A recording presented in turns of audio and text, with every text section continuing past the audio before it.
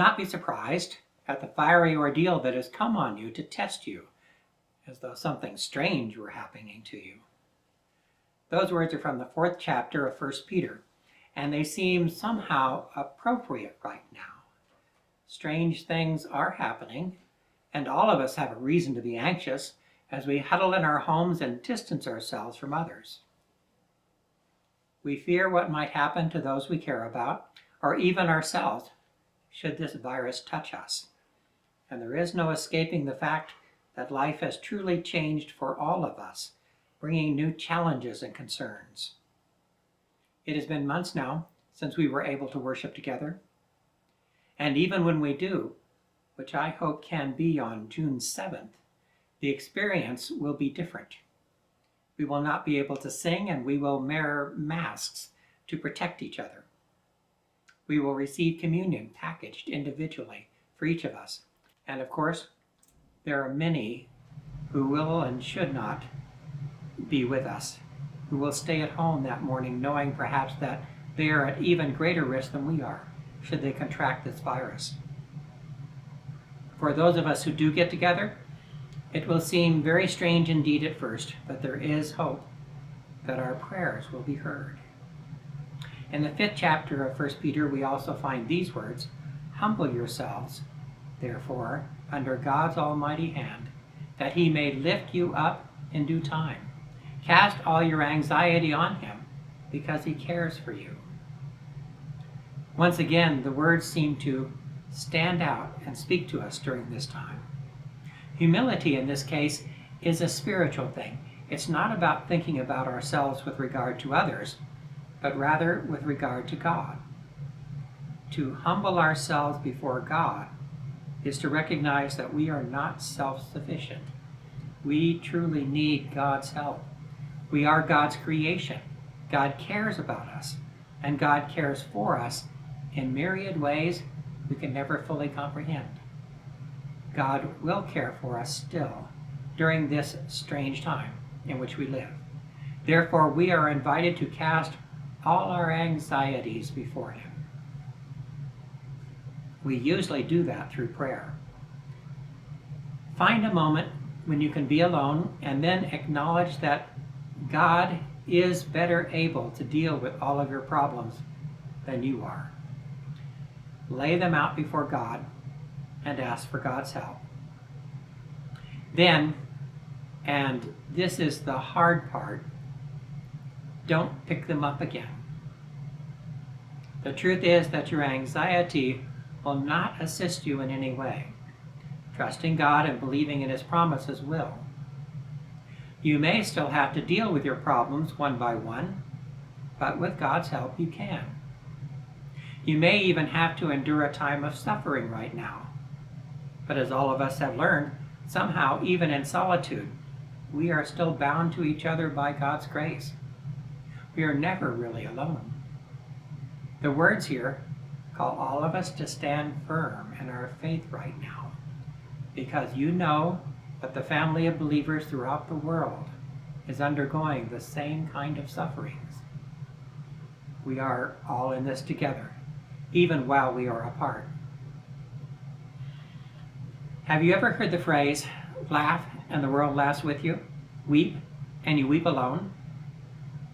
It comes from a poem by Ella Wheeler Wilcox called Solitude that was written in 1883. And there is a story behind it. Ella Wheeler had her first poem published when she was 13 years old. By the time she graduated from high school, she was already fairly well known, her poems appearing in many publications over the years. In 1883, she was invited to attend the governor's inaugural ball in Madison, Wisconsin. That was quite an honor. She happily boarded a train to take the trip, and when she sat down, she noticed that just across the aisle from her, there was a young woman dressed in black, traveling all alone, who was crying.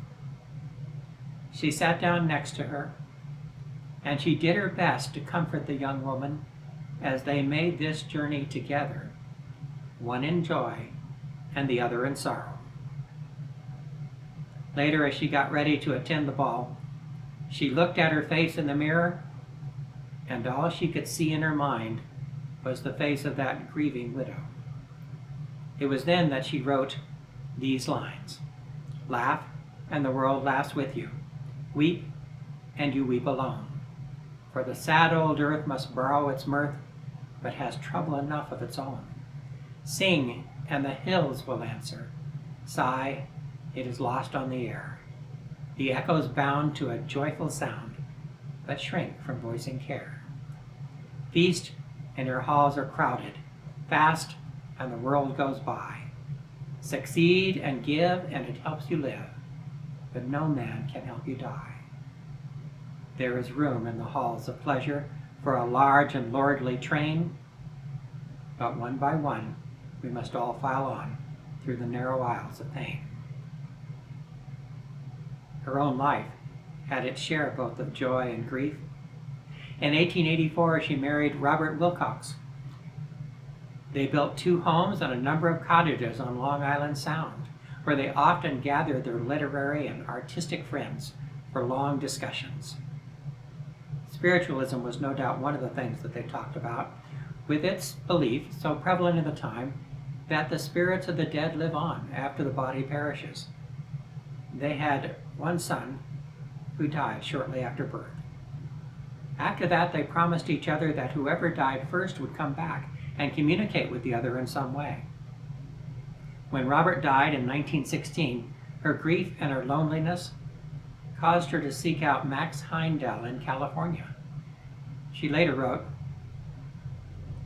"Mr. Heindel assured me that I would come in touch with the spirit of my husband when I learned to control my sorrow.